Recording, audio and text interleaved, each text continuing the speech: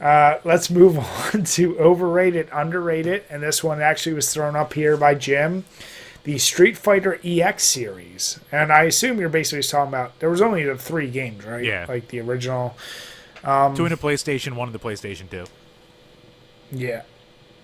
Wait, you mean one on the PlayStation 2 on the PlayStation 2? I thought Street Fighter EX2 was on the. I could be wrong. I thought it. I'm not an expert on it, so whatever. We'll just agree to be somewhere in the middle. But either We'll agree way, to not care enough. EX was their attempt to make full 3D models. And correct me if I'm wrong, wasn't the first EX a full 3D arena too? I forget if it was a full arena. Like I know, I know like two I and three had. for sure were just 2D arenas with full 3D rendered characters. Well, you could sidestep. You could sidestep like an arena in 3. Like you could like try to dodge attacks by sidestepping like in the But Z-axis. but it wasn't. But it wasn't like when I'm saying the original EX. I thought was straight up like I'm thinking like Tekken 3, Soul Calibur. Like it was a full on arena. You're moving every which way. Once again, I mean, I think they're still kind of in the vein. All of them are in the vein. I think of like Tekken-ish. Like when I think I don't arena know. fighter, I think like Power Stone, shit like that.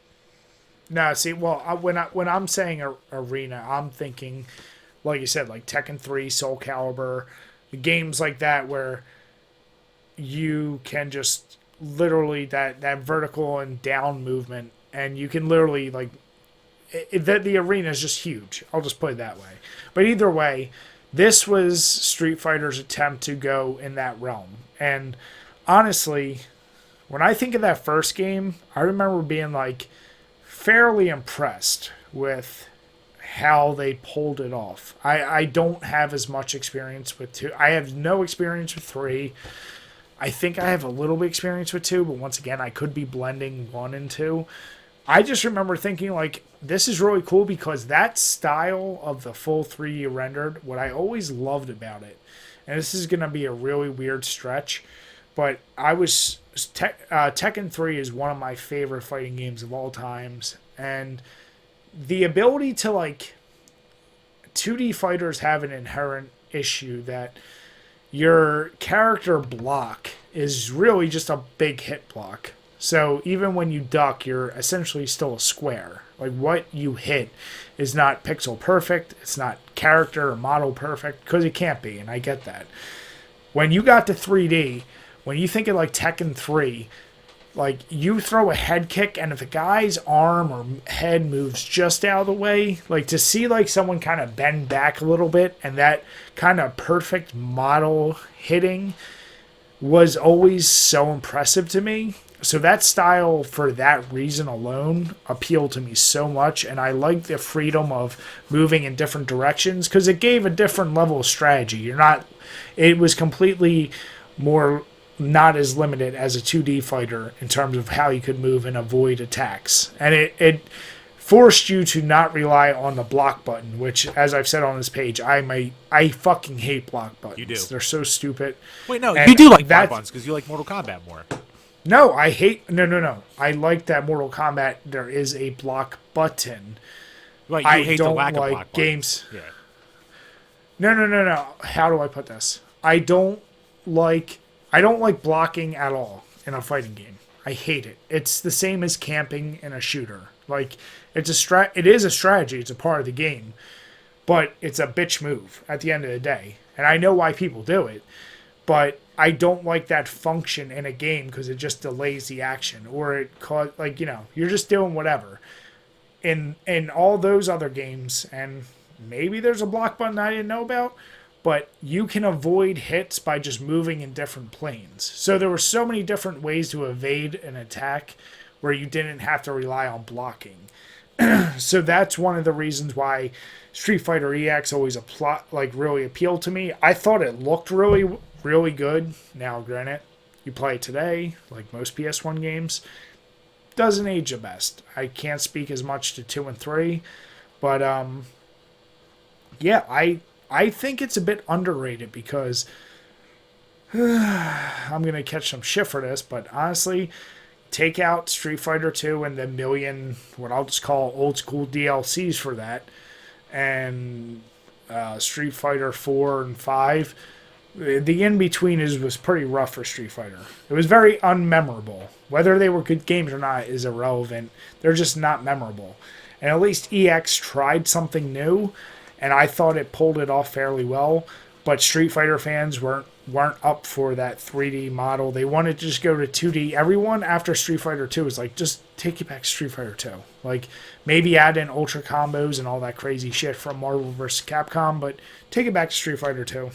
And they basically just went back that way eventually and added in combos and all that crazy power-up shit. But I think EX was at least bold enough to try something new. So it's underrated for that reason. Wow, you say I'm long-winded. But, no, You're long-winded on a gameplay for a game that takes 20 minutes to beat, and you talk 25 minutes about how it has so many features. Just you wait until I do the Streets of Rage 4 review, you motherfucker. I will cut Just out. I will cut out everything. But I'm actually in the boat with you. That's why I put it on here. This series is so goddamn underrated. This series just gets hate and shit on a lot, and everyone hates it basically. And the problem is that Street Fighter fans are hardcore fighting game fans. They care about the straight up balance and mechanics and this and blah blah blah and that. I just like the EX games because they're fun. Like, are they as good as, like, say, Tekken? No, they're not as good as Tekken. Are they as good as Soul Calibur? No, they're not as good as Soul Calibur. But for what they went for, I think they're pretty good. I'll say that 2D sprites have aged much better than those early 3D polygon sprites, the 3D polygon things for the characters, you know what I mean? But just models. Thank you. But just in general, like, I spent a shitload of time with 3. 3 is the only Street Fighter game that I had for 10 years on the PlayStation 2. And there were so many characters to unlock. There were so many different, like, fighting styles. And even though, like, the later games have all these super crazy combos, like, you had your meteor combos and all that shit in the EX series too, and they were a pain in the balls to pull off. Like, you felt accomplished if you could do that. So there was, like, just a ton of reasons to go back. There's a ton of things to unlock in the games. And I just think that, like, they've just been unfairly shit on because the prime Street Fighter community is all just, like, fighting game elitists, which, why I gotta be like that? You're gonna keep yourself from sales, you're gonna keep yourself from pure fun. And I think Capcom, as we've seen with Street Fighter V, they really just placate to the fighting game crowd. It was like one of the first topics we ever had in this podcast, like all those years back. Yeah. And I think they're doing themselves a disservice in that way. Like, put these characters in a more fun game that's a little bit more approachable. Like, even fucking Marvel vs. Capcom 3 and Infinite, for the disaster that was, like, yeah, those try to be a little bit more fun, but it's still a little bit too on the crazy combo, you know, all the stupid mechanics, memorize all this stuff kind of shit, where it's like, just give us a goofy fighting game that's fun. Give us another 3D plane. I think with graphics these days, like, you could make a 3D polygonal, well, obviously everything's like polygons now, but you could make a 3D planed Street Fighter game and still make it fun and make it balanced and all that crap. And at the end of the day, people just want to see the characters they love in that, like you said, yes, the hardcore fighting fans, the esports, all that crazy shit. Cool. You had your games. But you saying everything you just said brought to mind one thing.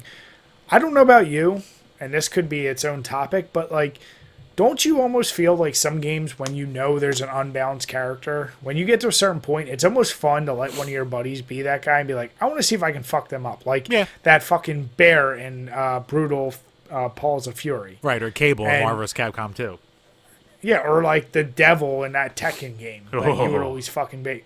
Like, there's something, like, it's entertaining. It adds a different level of fun. Whereas if everyone is perfectly balanced, it's kind of like, it's not as it's the same as having the all-star team in any sports game and playing the shittiest team. There's, like, a different element of, like, I like when you have imbalance because there's an easy way. Going back to, if anyone has brothers, if you had a brother who always played a game and he would let you play as the best team, they're going to play as the worst. There's a clear imbalance in his stats, but the skill of the player should make up that delta.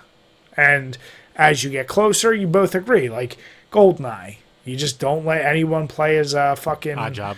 Odd Job.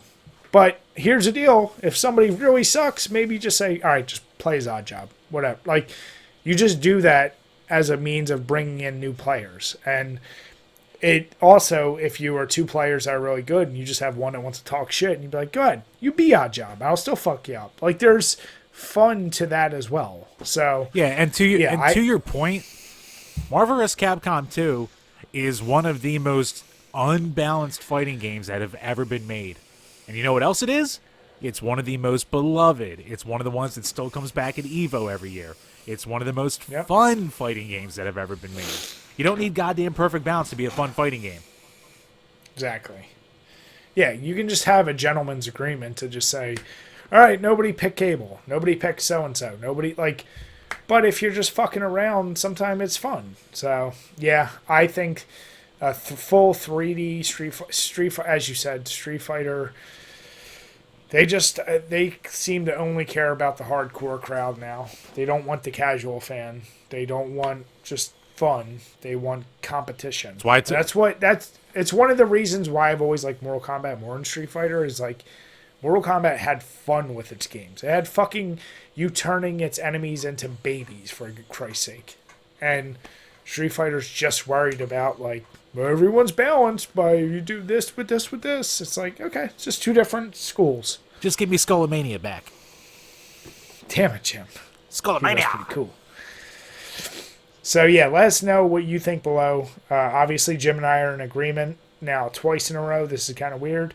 And rarity. If you think it's overrated, which I think too many people shit on it for it to ever be overrated, but if you think it's overrated, let us know below. Yeah, I would actually love to see someone say how it's overrated.